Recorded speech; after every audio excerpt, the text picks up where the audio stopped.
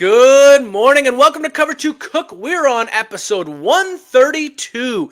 It's just Lisa and I today, Cover 2, covering everything that's going on in college football and NFL. Mr. Tim Cook will be back in a week. He's being a great son right now, so we'll take it from here. We have NFL Week 1 overreactions. We have injuries that are happening.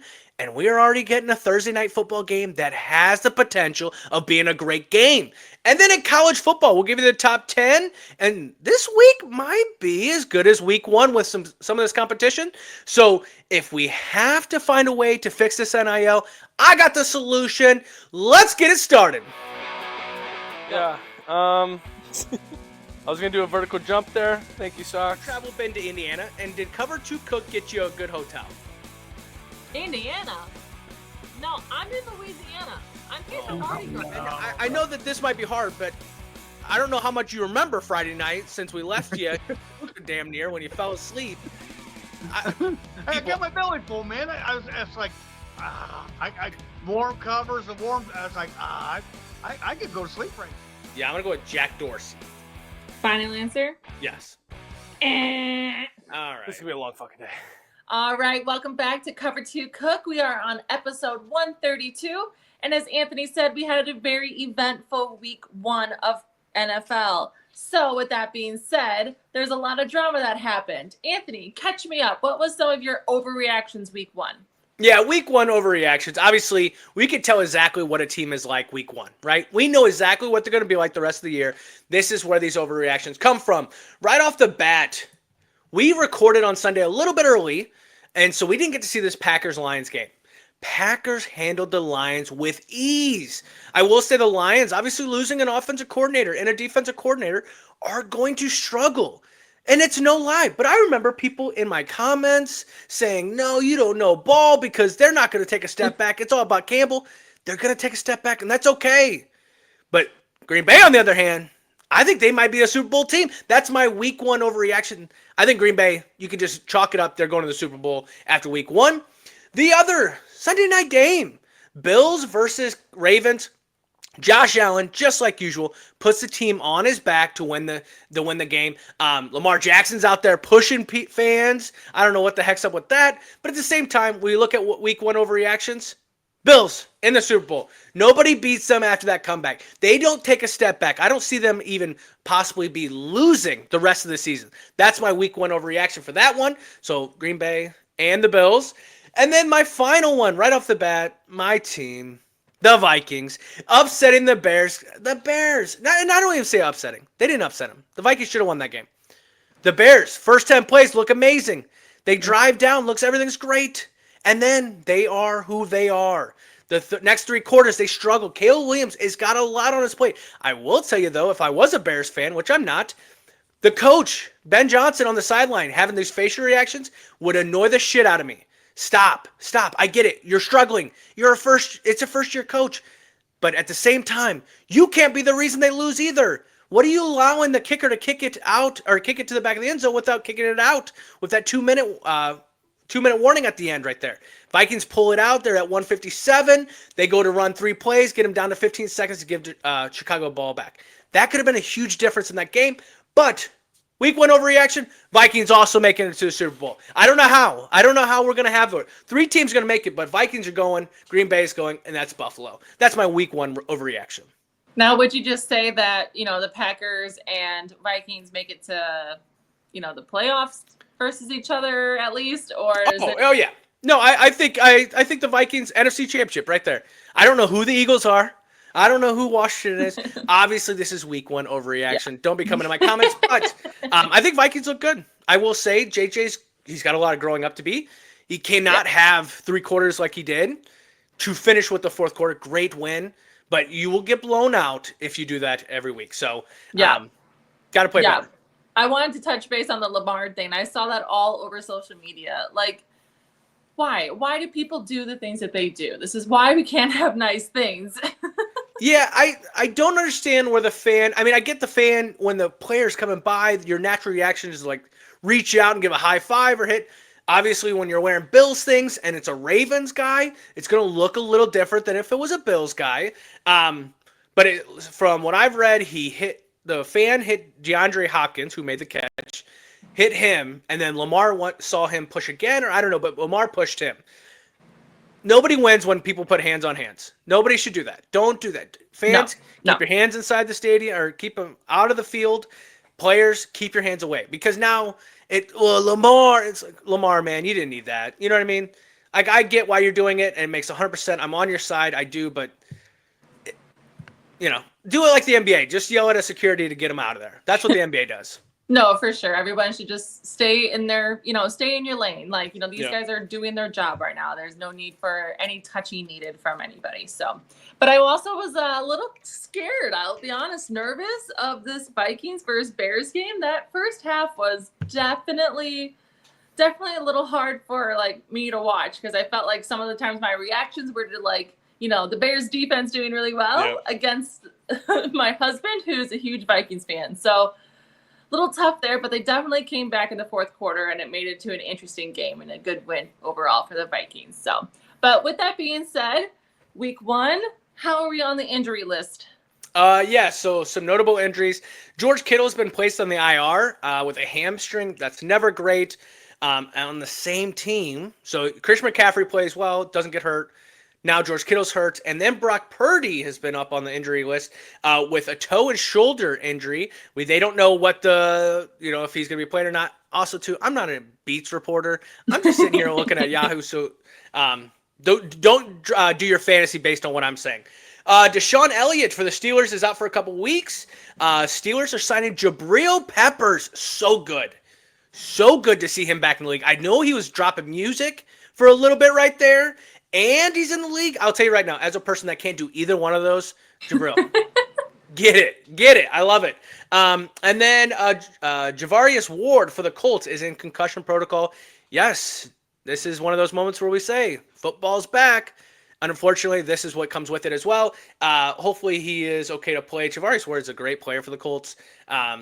But concussions, obviously scary. Hopefully, he takes all the precautions to be safe after the game's over. No, most definitely. Never good to see, but hope everyone recovers quickly. Well, now that feels like it was a long weekend for me, I'll be completely honest. Having games Thursday, Friday, Saturday, Sunday, Monday, I feel like I finally have a break. But no, let alone do I have a Thursday night game coming up. Who's playing this Thursday? Yeah, Thursday night. Obviously, we record that night, but we won't be able to post a podcast. So we got to talk about this one. Packers versus Commanders. Jaden Daniels versus Jordan Love. Good offense, good defenses. This is a great game. I will say for a Thursday night, it should be. I want to see who Jaden Daniels started that first week smooth with the Giants, but it's the Giants. Giants have a good defense. Packers have a good defense as well. So they're going to have to definitely keep that momentum going if you're the Commanders. On the other side, Packers, get after it. I mean, it was just hard to watch them last week with Micah Parsons being the center of attention while they're just easily doing it. I don't think one wide receiver had more than 3 catches for the Packers because they're spreading the ball out. At the same time, I got Josh Jacobs, and he didn't do crap for fantasy. Congrats on the touchdown. But at the same time, it just seemed like it was smooth like butter. So they got to keep that going as well against a great Commanders team. This is an NFC championship. This is a NFC playoff game right here on a Thursday night. Unfortunately, when they do play quick like this, like a quick turnaround on Thursday, we don't get usually the best type of football from both teams. But both are good teams, so who knows? Maybe we'll get a great Thursday night game. Well, and hopefully it's still early on in the season where they're not, feeling the weight of a full season on them. So hopefully it's still early enough that it's a good game. All right. Well, that leads us into college football, which again is this weekend. for the next 17 weeks. I'm sorry. Ooh. Yeah. And if I'm not watching it, I'm talking about it. So, yes. On to college football. Who moved up in the top 10? Who moved out of the top 10? Talk me through it. Yep. So number 1 is Ohio State. Number 2 is Penn State. Number 3 is LSU. Those are the top 3. Those were the top 3 last week. So nobody moved around in there. Okay. Oregon jumps up 2 spots to number 4. Miami stays at number 5. While number 6, Georgia, takes 2 spots down. They only won 28-6 against, a smaller school. Should have done better than that. Texas at number 7.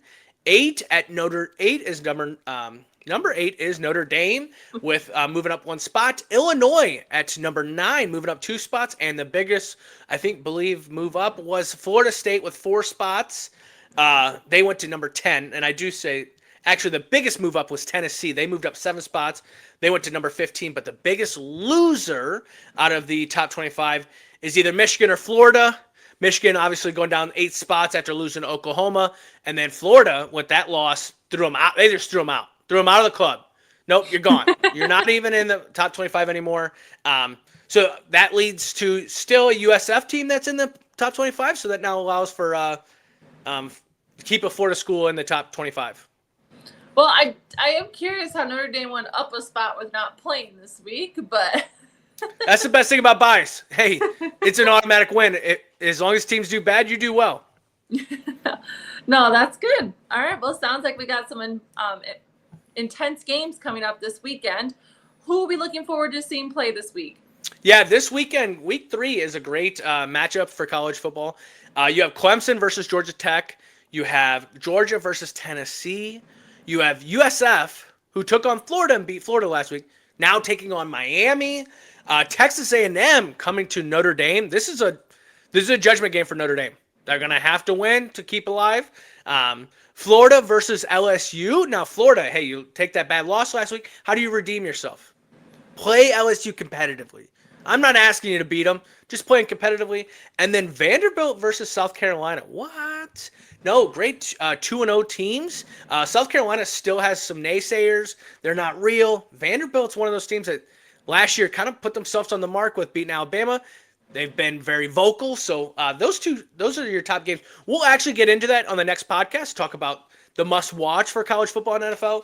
But no, that's a great Saturday. All day from morning to night. That sounds like a great college football Saturday. I can do this. You can do this. Yeah, no, there's definitely some games in here that I'm looking forward to. That Georgia-Tennessee one should be good. That Texas A&M versus Notre Dame should be a very good one. And then, is it LSU at LSU? Florida at LSU. Right, but is it at LSU? Yeah. I believe so. I would have to look that up. I believe it is. I mean, it always depends on if it's a night game at LSU. That element is typically pretty game changer to beat them against them at their home turf like that. Oh, definitely agree. And that's the thing too, is like Florida, this should have been a ranked matchup. This should have been a great, right. But losing last week now, how do you got to bounce back? Right. And honestly, I think if you don't bounce back, you're probably going to get your coach fired. Like that's the repercussions of not having another successful weekend. Yeah, for sure.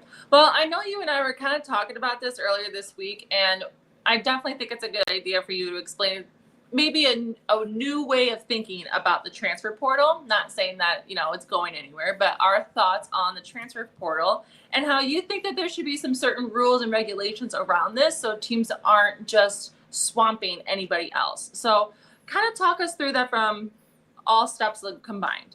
Yeah, so we were kind of chatting about this. So I think everyone's giving their opinions about the NIL transfer portal. How do you solve this? It's out of control. It's a wild, wild west. How do we do this? Here's my theory or my way of throwing one out there, okay? I think your grade determines what your wages can be, okay? A certain amount of from $1 million to $2 million. I don't know the dollar amounts, okay? But it's a retrospective how much you can make that year for NIL. So as a freshman, you can only make a certain amount, no matter how big or popular you are, and then you make more the more you play. Now, say your freshman year, you go there, you're just like, no, I'm transferred. So now you're going to be a sophomore. But you shouldn't get the sophomore NIL money because you're going somewhere new. I think you should get that freshman level. So every time that you transfer, you drop a level, right? So if you are a sophomore, you're going to go to freshman, junior to sophomore, all the way down. This allows for now a player to double, triple consider transferring schools. I mean, we've seen some of these teams come out here with 9, 8, 7 players starting differently than from the year before. That's a lineup change. That's not just a couple players changing. That's a whole different squad when you have that. 11 players play at once and 9 or so. Come on, that's so. Yeah. What that holds the teams to not being able to, or the player thinking about transferring because now it affects his dollar bills. This also keeps it level or even throughout college football. How does a team like Illinois combat with the money that comes into the Ohio States, the Michigans, the Alabamas. They'll never be in competition for the number one prospect because they're not going to have the dollar amount. This allows that. Now this puts it more about what school you're going to, not how much money dictates it. Because here's my problem. If you do not get this under control, you will see players play in college football longer and not go to the NFL because they're going to make more money in college football than they are in the NFL.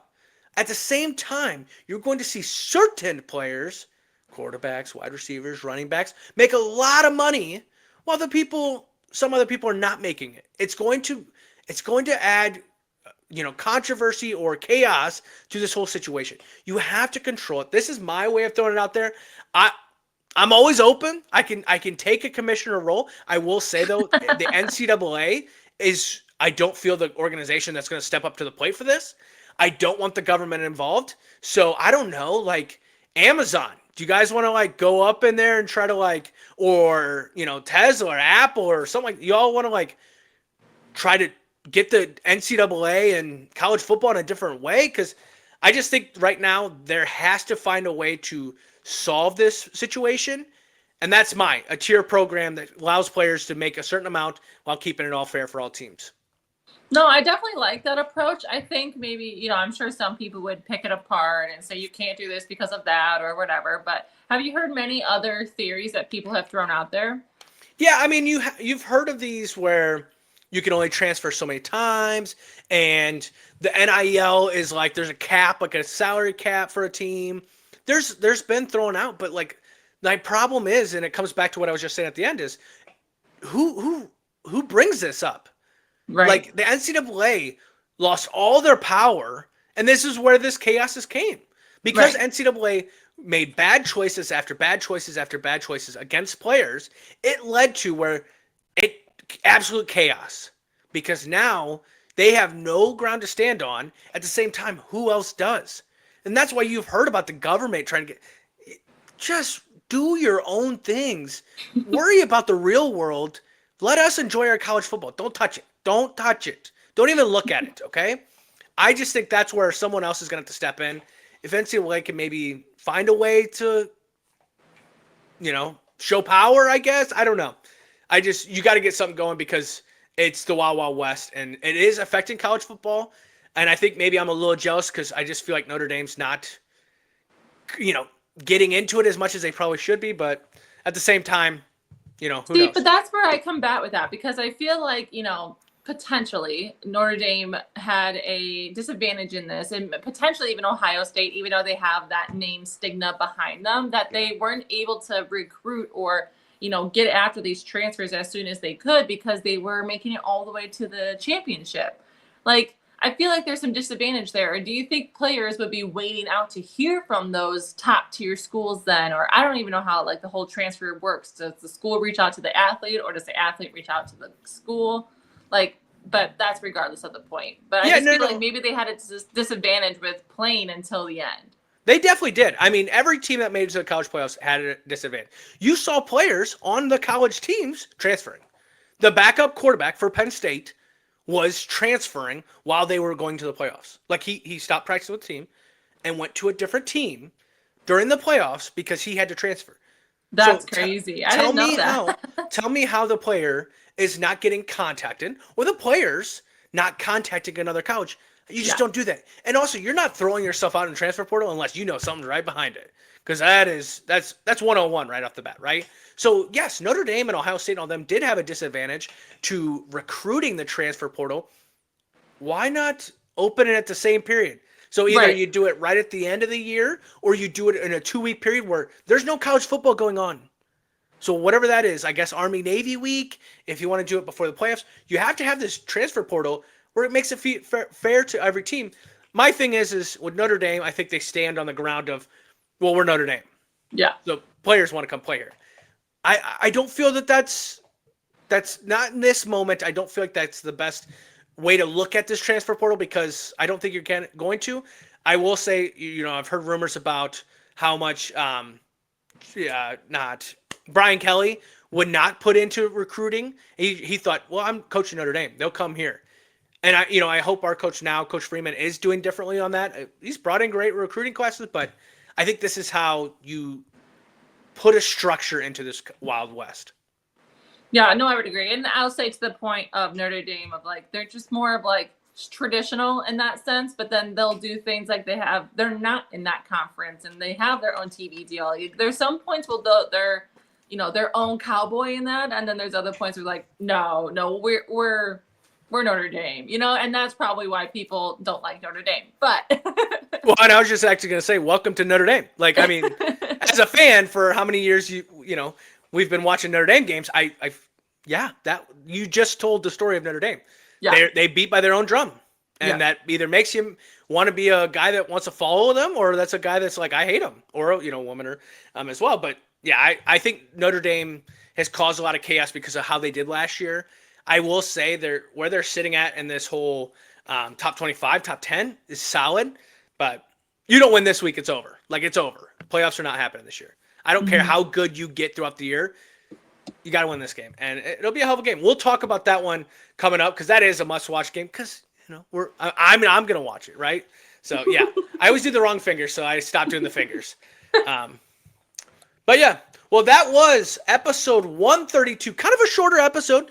Mr. Tim Cook helps with the bounce back. Lisa did a great job. I do appreciate it. You watched a lot of football this weekend, which I do appreciate as well. We talked NFL Week 1 overreactions. Let me say that one more time, just so in case you're not commenting on this. Week 1 overreactions. They were overreactions. Notable injuries and the Thursday night great game. Hopefully we're coming. And then we talked about top 10 and looking forward to week 3 of college football. If you like what we do, follow us on Instagram, TikTok, and Facebook. Also, you can at the same time comment. If there's something you want us to bring up, talk about, comment, let us have it. But we want to thank everyone that does watch us. We do see our follows going up. We appreciate everyone. We will be back on Friday for our next episode. Have a great rest of your week, and we'll talk to you soon.